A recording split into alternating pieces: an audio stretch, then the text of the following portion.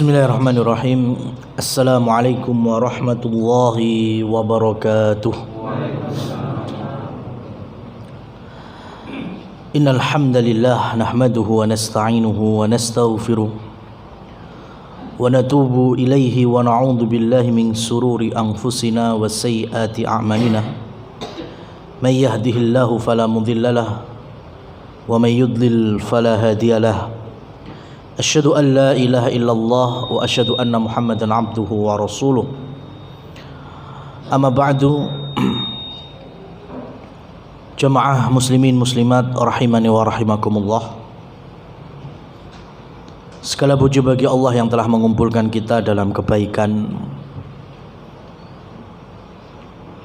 dalam majelis ilmu yang kita ambil pelajaran baik yang terkandung di dalam Al-Quran maupun hadis dari kalamullah ataupun hadis-hadis Rasulnya sallallahu alaihi wasallam. Dan kita patut bersyukur karena agama ini agama yang sumbernya Allah jaga. Di beberapa nukilan dari Syiar A'lam, dulu putranya Harun ar-Rasyid yang bernama Al-Ma'mun ketika berkuasa pernah cinta dengan sebuah tulisan tangan. Zaman itu tulisan tangan ono regane, Mas. Ya, skill nulis itu bisa dihargai. Kita pun yang umure punjul 30-an insyaallah sing ngrasakne ijazah SD tulis tangan. Sing go enek print langsung sing urung enek, Mas. Iki gurune sing tulisane paling apik mesti lembur mbek kepala sekolahe. Dikai job tambahan. Hah? Garis sisih nulis nganggo petelot, gek dikandeli nganggo tinta mangsi itu. Dulu juga demikian. Disebutkan ada seseorang yang punya tulisan tangan baik, bagus banget, sehingga Al-Ma'mun itu memintanya untuk menjadi salah satu dari sekretaris istana. Dan akhirnya masuk ke dalam istana. Cuma Al-Ma'mun baru tahu ternyata orangnya kafir atau non-muslim. Dan seorang pemimpin punya tanggung jawab, punya amanah besar untuk menyebarkan agama Allah ini. Maka dia dakwai sekretaris barunya ini. Masalah diterima atau tidak itu urusan lain. La ikraha fiddin, tidak ada paksaan, tapi dakwah harus disampaikan. Masalah ditompo ora ditompo itu hidayah milik Allah Subhanahu wa taala.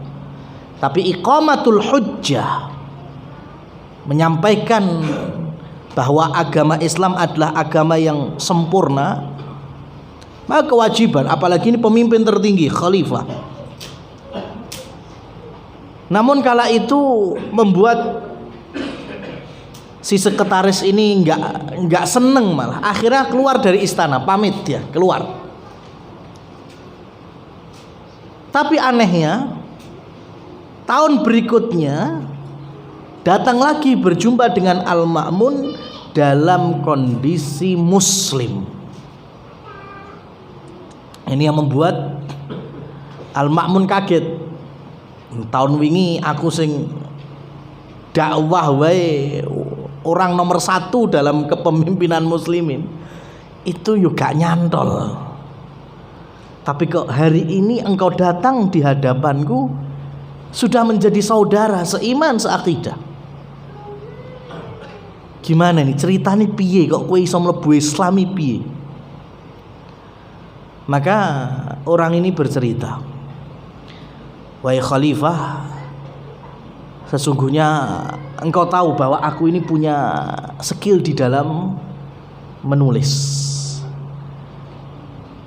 dan dengan itu orang-orang menyewa jasaku dan aku mendapatkan harta darinya.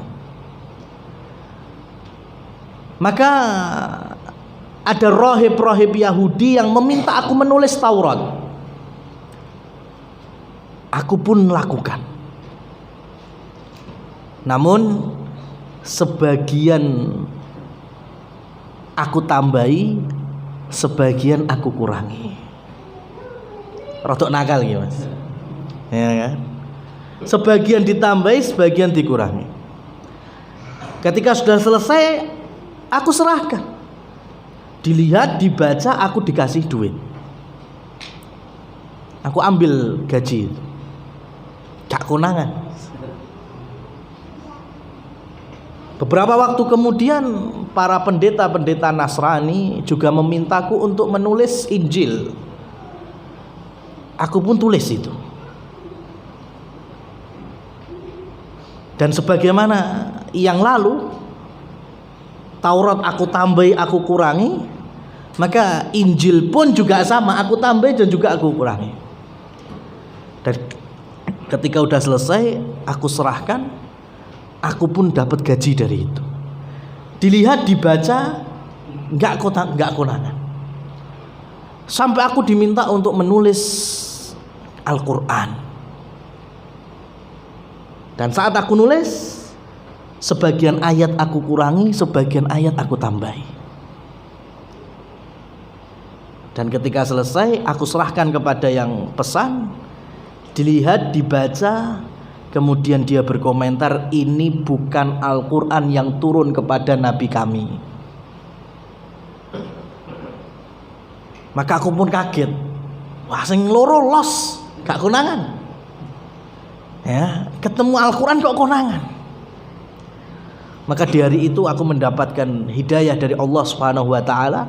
Maka si muslim ini kemudian menjelaskan, ya, bahwa Al-Quran di dalam ayat yang tertera dari awal sampai akhir itu ada penjelasan dari Allah, inna anzalnahu dzikra wa inna lahu lahafidun. Kami, kata Allah, anzalna, turunkan, adzikra, yang dimaksud adalah Al-Quran, wa inna lahu lahafidun, dan kami yang akan menjaganya. Beda dengan kitab-kitab suci yang Allah turunkan sebelumnya, bimastuhfidhu alal ladzina, ya, Allah berikan penjagaannya itu, Allah amanahkan kepada orang-orang yang memeluk kitab-kitab Allah sebelum Al-Quran. Jadi mau Zabur, mau Taurat, mau Injil, itu Allah amanahkan kepada orang-orang yang ditinggal oleh para nabi dan para rasul. Dan ternyata ujung-ujungnya bagaimana penjagaannya? Ngerusak, Mas. Ya.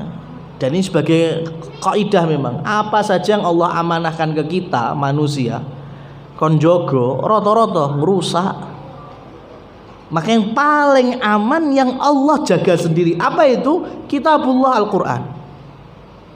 Aman. Ya. Sampai jangankan dikurangi, ditambahi ayat, kalimat, kata, lawang ketemu huruf bae Mas, konangan. Ya, dengan banyaknya para ahli Quran, para hufadzul Quran, para penghafal Quran dari dulu sampai hari ini. Jadi awake dhewe iki kan ngapal Quran mentok Qur'an ayat tok lho Mas. Ya. Di sebagian wilayah kaum muslimin, ada di wilayah Singkit, ada di wilayah Sudan, atau sebagian jalsah atau majelis-majelis halaqah Quran di Saudi, itu ada yang menghafal Al-Quran itu sampai dalam tema rosem. Rosem itu kitabah, penulisan. Seperti Quran kita, ya, itu kan mengadopsi Rosmul Utsmani, ya, jadi penulisan era Khalifah Utsman bin Affan. Kalau kita baca Al-Quran, itu ada ayat umpamanya, ayat Allah ta'budu illa iyyah. Lah lafal Allah kuwi sak jeroning Al-Quran itu ada dua model penulisan, Mas. Itu ada Allah yang tulisannya alif lam tasdid, dibacanya langsung Allah, atau yang kedua model penulisannya itu alif nun sukun lage la an la, meskipun bacanya sama, secara tajwid sama, ya, kabeh diwaca Allah. Mung sitok langsung tulisannya Allah, sitoke tulisannya an la. Di dalam Al-Quran kita kayak gitu. Lah kalau hari ini ada yang salah nulis, bacaan Allah kudu nulis an la, atau bacaan Allah kudu nulis Allah alif mbek lam tasdid langsung, tapi kewolak-walik, itu konangan, Mas. Ya, itu sampai konangan. Kurang sing ngoreksi mesti itu awake dhewe, yakin itu awake dhewe. Ya, model-modelnya ya kan wis dudu awake dhewe. Tapi pasti ada. Karena memang di bagian dari kaum muslimin ini ada yang menghafal Quran sampai di tema ar-rasm atau penulisannya itu. Dan ini salah satu tafsir dari apa yang Allah firmankan, bahwa inna anzalna, kami turunkan adz-dzikra wa inna lahu lahafizun, dan kamilah yang menjaganya. Maka Al-Quran itu ayat-ayatnya aman, surat-suratnya aman, nggak mungkin ada yang bisa ngotak-ngatik. Ya, seperti hanya tadi cerita dari sekretarisnya Al-Ma'mun, dia dapat hidayah karena ternyata Quran dari zaman Nabi SAW turun sampai abad kedua, karena Bani Abbasiyah itu kan abad kedua, itu masih sama persis, dan ketika salah saja langsung ketahuan, kemudian masuk Islam. Maka dari sini satu-satunya jalan setan-setan dari kalangan manusia merusak agama Allah ini melalui Al-Qur'annya, yaitu dengan cara dirubah pemahaman atau tafsir-tafsirnya. Itu memang yang bisanya. Lah ayatnya ra mungkin iso, Mas. Ya. Surat Al-Baqarah dipindah neng posisine gantekne surat Anas, ya ora iso, konangan. Tapi bisanya yaitu tadi baca ayat baru kemudian menurut pendapat saya, sampai ini sopo, Mas? Ya, menurut saya sih ini kayaknya sudah nggak zaman lagi, nggak cocok dengan era sekarang. Lah ini yang potensi merusak agama kayak gini. Ya, sehingga kita ini bersyukur ketika ngaji, taklim itu berdasarkan sumber. Ya, ada pegangannya, ada corot bocah sekolah ya kurikulumnya, dan dari sumber yang kita pegang semuanya berlandaskan dari nas-nas Al-Quran maupun hadis-hadis yang difahami oleh para sahabat turun-temurun sampai menjadi sebuah kitab, sebuah karya ilmiah, ya, dari beberapa imam-imam ahli sunnah wal jamaah. Wallahu a'lam bishawab. Ini sebagai mukaddimah kita di kajian pekan yang kedua ini. Seperti biasa, ya, kita ambil sesi tanya jawab, ya, dari para jamaah. Mungkin ada yang berkaitan dengan tema kita pekan lalu atau bulan lalu, atau sesuatu yang memang masih mengganjal dari penjelasan kami, ya monggo silahkan yang mau bertanya. Wallahu a'lam bishawab. Kalau bisa saya jawab, kalau enggak ya kita cari jawabannya ya pekan depan atau beberapa waktu kemudian. Wonten apa mboten?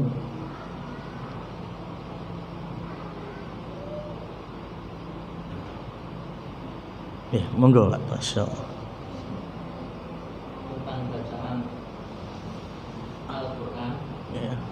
itu kadang-kadang ada beberapa metode atau beberapa macam bacaan. Ya. Yaitu kalau yang lebih mendekati kebenaran kemana? Misalnya satu contoh, kalau bacaan ain itu ada yang baca ain, ada yang dibaca ain, atau bacaan kalimat dal itu ada yang dibaca dal, ada yang dibaca dal biasa.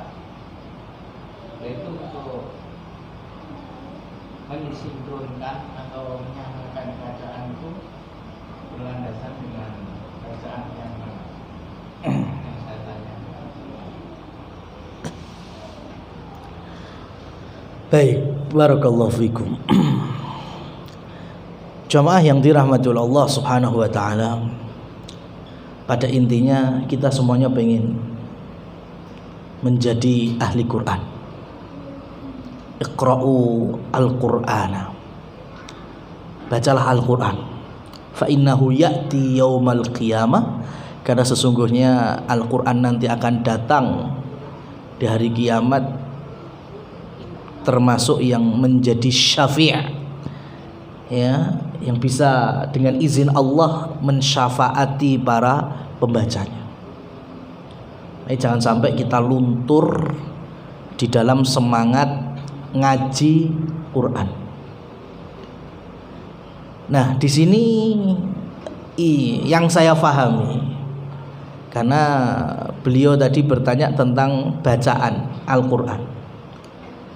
Ya, Al-Quran itu memang diturunkan dengan tidak hanya satu qiraah.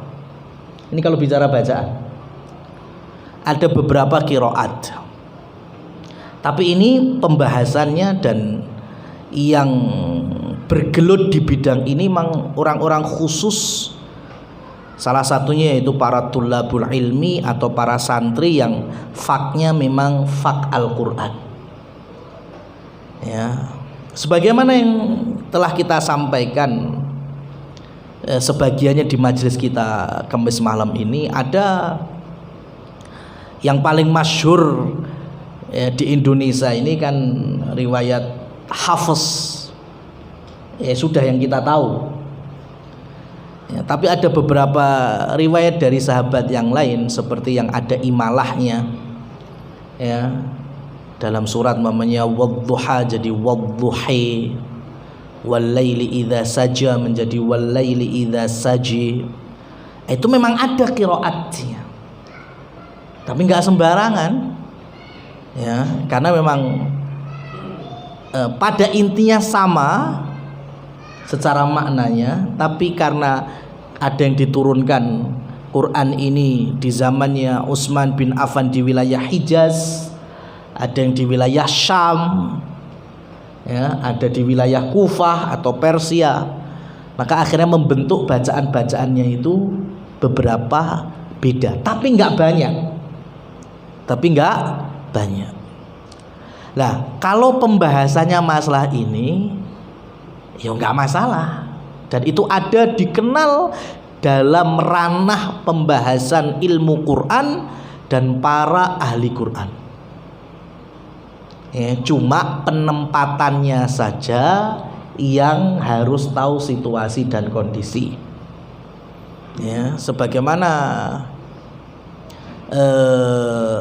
yang pernah saya kisahkan, ada seorang ustadz Quran bergelut dalam dunia tahfidz tahunan suatu ketika ngimami di salah satu masjid kampung di Sukoharjo, tapi memakai riwayat yang di luar hafz.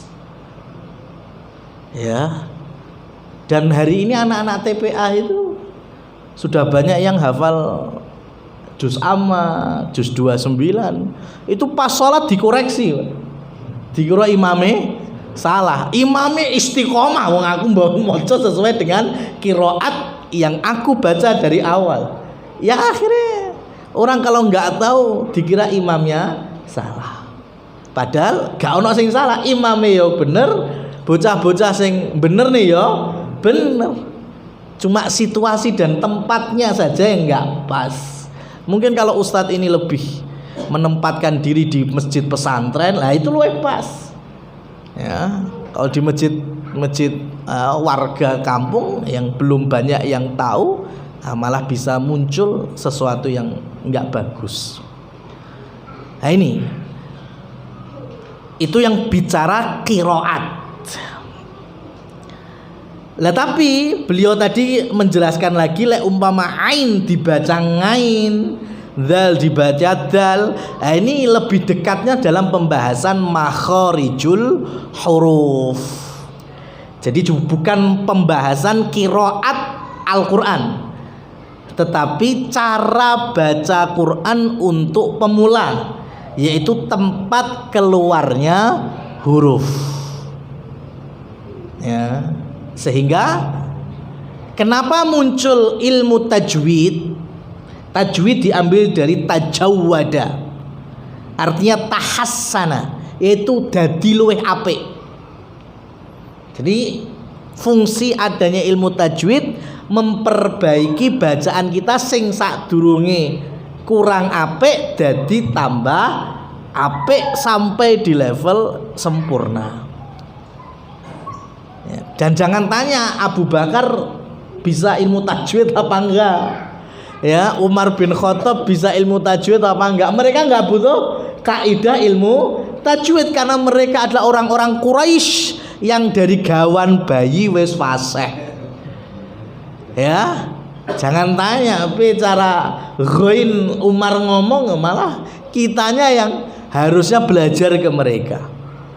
Maka dalam hal ini, ya nun sewu, makhraj bunyi huruf yang keluar dari mulutnya Abu Jahal lebih fasih dari kita.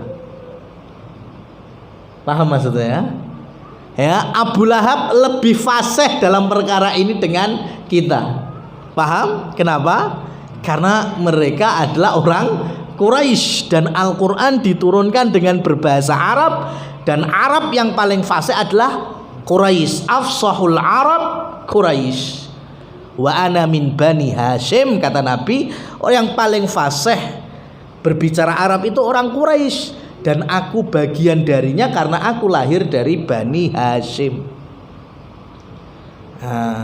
Sehingga jamaah yang dirahmati oleh Allah Subhanahu wa taala, ilmu tajwid ini salah satunya dalam pengenalan huruf, sehingga mengeluarkan huruf itu sesuai dengan hukum-hukum yang ada, supaya tidak jatuh kepada kesalahan yang di dalam ilmu tajwid dikenal dengan al-lahan.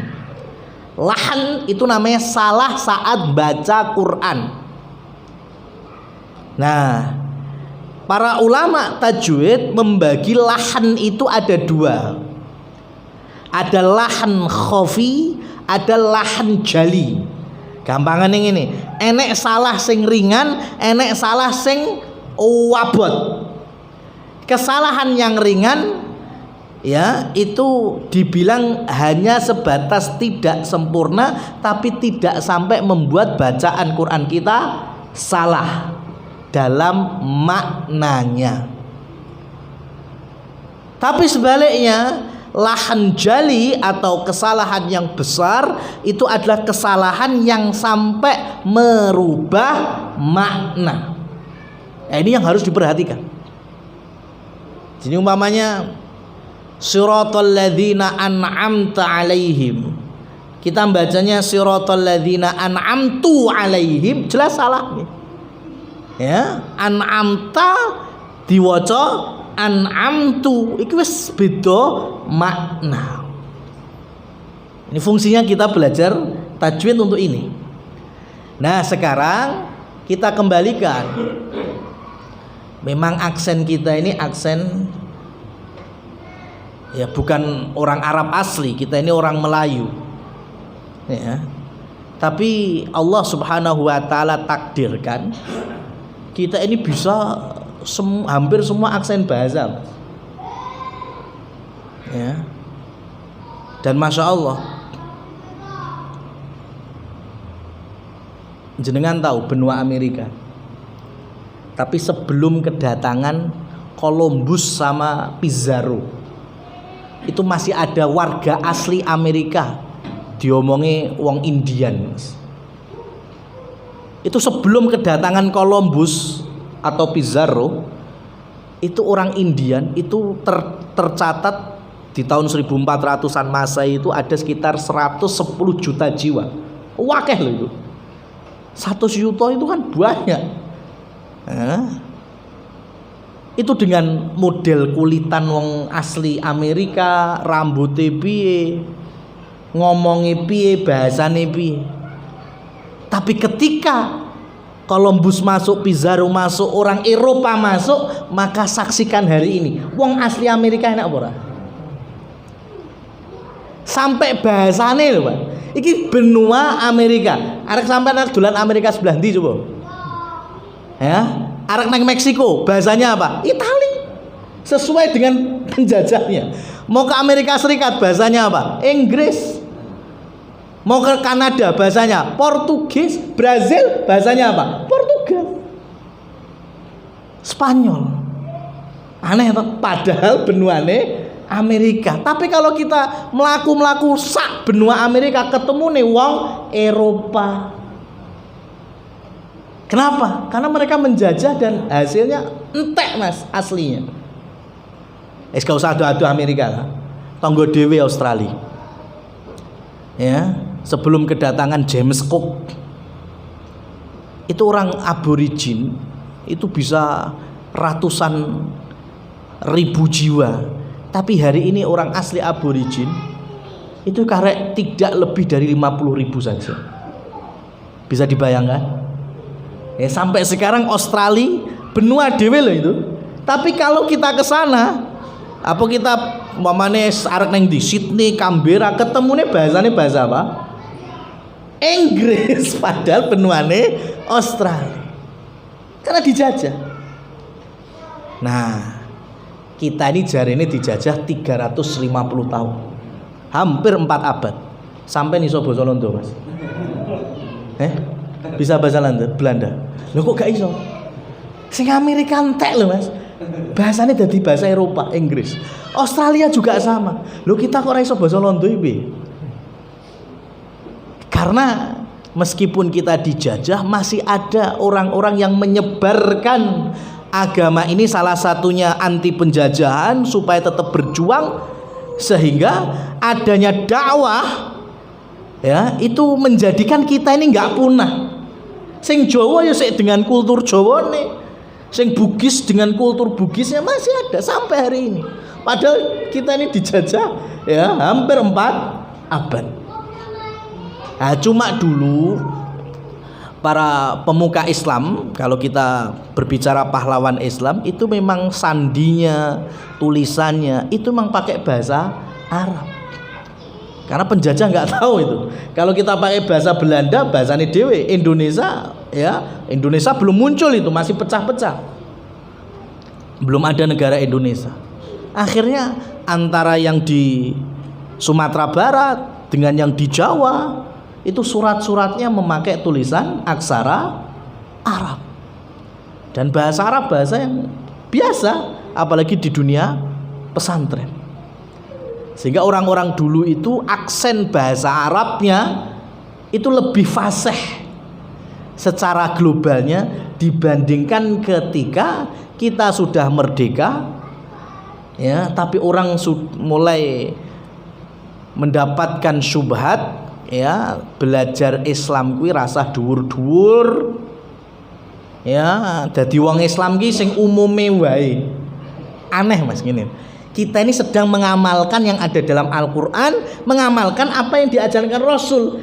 Tapi ketika praktek di suatu lingkungan diomong, wah iki mabuk agama. Diomong mendem lho. Coba terima apa enggak? Enggak terima lah. Malah sing jarine muslim, Islam tapi gak sholat. Yang perempuan muslimah tapi enggak menutup aurat ketika keluar rumah, malah lah iki muslim ki sing ini sing biasa-biasa wae. Judek aku Mas ini. Ya, ini kenyataan. Sehingga hasilnya salah satu adalah masalah qiraatul Qur'an, membaca Al-Qur'an. Ya, karena kita sudah dari kecil sudah wis ya sekolah ki penting aja sing agama-agama, golek sing favorit wae, sing ku gampang ijazahe ketompo golek kerja. Itu berapa tahun atau berapa puluh tahun kita dengan mindset seperti itu. Akhirnya alhamdulillah ya ternyata sebelum Allah memanggil kita, Allah berikan hidayah. Ya, mbuhku wis kena wis duwe anak loro, wis duwe anak 5. Akhirnya kita bisa meniti jalan kebenaran, salah satunya mulai gelem salat, tur yo gelem ngaji. Lah ketika belajar ngaji yo aja dipadakno Mas. Sing belajar Al-Qur'an arek metode apa wae. Kalau zaman saya yo ketemune metode Baghdadi, alif fathah a, alif fathah, alif kasrah i, alif dhamma u, a i u. Lah ketemu generasi hari ini ku yo apa ngono. Kan mereka enggak kenal metode ini, ngertine diajarine penting ki wacane a iki i u, didelengi, dipentelengi, difahami, praktek. Masalah metode itu macam-macam. Yang penting ujungnya sama, bisa baca Quran. Nah, lidah yang dari kecil diajari dengan yang sudah bukan anak-anak lagi diajari itu memang tetap ada perbedaan. Ya. Dalam kasus seperti tadi, kalau dari kecil insya Allah TPA ya digemateni, kemudian gurunya juga yang kredibel sehingga makhrajnya gurunya juga layak diambil oleh para muridnya, itu insya Allah ketemu ain ya ain. Ya. Jadi an'amta ya an'amta. Sehingga betul-betul sesuai dengan aksen orang Arab. Dan itulah ya Al-Qur'an yang sesungguhnya. Tapi kalau ya nun sewu tadi, kalau memang akhirnya kita belajar di usia yang bukan anak-anak lagi, terkadang ada kendala ya, sehingga kita ketika ngucapin ain jadinya ngain. Jadi an'amta menjadi an-ngamta ya. Lah maka ketika kita memposisikan diri mau belajar, artinya mulai berusaha merubah. Ini kalau bahasa hadisnya yatakaka ya, grutal gratul cara Jawa nih. Itu Allah Subhanahu wa taala akan mengganjar kita dua kebaikan. Kebaikan kita semangat ngajine ya, dengan model grutal gratule. Yang kedua ya semangat kita dalam pahala membaca Al-Qur'annya. Maka selagi kita tetap berusaha meskipun ujung-ujungnya ya tetap an-ngamta ya, dan insya Allah ini tidak sampai merubah makna, maka ya wallahu a'lam bishawab, itu memang mentok Mas ya. Cara kapasitas wong yo kapasitasnya sak giga ya, lagi yo wis keisi sak giga. Iya, mosok pengen berharap jadi 2 giga ya. Yang penting sudah ada usaha tadi. Cuma mohon maaf ya, ini masukan bagi masyarakat atau jamaah kaum muslimin ya, sebaiknya kalau dalam penunjukan imam ya yang memang benar bacaannya sesuai tajwid ya. Ini kan seperti ini kan harus kita pilah-pilah. Mamanya sudah jenengan ngaji An'amta nggih mboten napa Mbah, wong pun mentok ngoten mboten napa, sing penting tetap semangat. Jangan sampai kita malah merusak dakwah. Mbah ngaji tiang perang tahun An'amta salah ya Mbah, mending rasa ngaji sisan. Waduh ya merusak dakwah ini namanya. Begitu juga dzal namanya, yang ada titiknya. Ya. Itu di Indonesia itu biasanya jadi Z kadang. Ya kan? Ustadzun. Ya. Itu ada titiknya. Enggak bisa kita baca dal yang tanpa titik, ustadzun juga enggak bisa. Tapi malah biasanya di Indonesia karena tulisannya USTADZ itu malah nyebutnya ustaz. Ya kan? Ustaz. Lah ini pakainya huruf Latin ya kita nggak bisa nyalahkan wong macamu nggo huruf Latin. Tapi kalau pakai tulisan Arab ya emang ya kurang pas, tetap nggak bisa dibenarkan 100%. Namanya ustadzun ya dibaca dengan ustadzun. Ya, ustadzatun ya dibaca ustadzatun. Nggak bisa kita jadi ustadatun ya nggak bener. Ya, biasanya itu sama yang zai habis ro yang ada titiknya itu zai itu biasanya di aksen orang Indonesia dibaca y. Saya punya kawan dulu ya namanya Zakaria.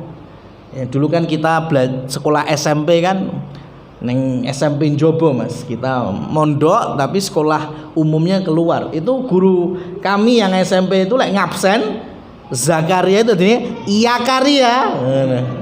Memang gitu ya, bukan Zakaria tapi iya karya. Ya, makanya di kita masyhur sekali wiridan ya hayyu ya qayyum. Ya hayyu ya qayyum itu jadi ya kayuku ya kayumu, ya kayuku ya kayumu. Yo kayune sapa saiki? Ya kan? Nah, maka kembali lagi kepada soal. Jadi intinya pertama tetap kita tidak tumbang di dalam semangat belajar membaca Al-Qur'an. Yang kedua terkait dengan makharijul huruf, kita juga tetap semangat memperbaikinya. Kalau memang mentok ya sudah, setidaknya kita sudah berusaha. Selagi makhraj huruf yang kita keluarkan tidak sampai merubah makna, maka kita jatuhnya kepada kesalahan yang kecil. Meskipun kita tidak berharap, tapi namanya bicara mentok, kalau sudah mentok itu sudah mastata'tum. Berarti kita udah ada usaha dan semampu kita ya di situ ya wis. Tapi sesuatu yang bisa merubah makna seperti tadi zal jadi dal, itu bisa jadi merubah makna. Ya, maka belajar ngucapin zal ya dal zal ya, itu harus lebih banyak lagi atau lebih sering lagi supaya nantinya ketika ketemu bacaan antara dal sama zal itu tidak salah atau kebolak balik. Karena kalau yang kebalik, kalau dal sama zal itu bisa merubah makna.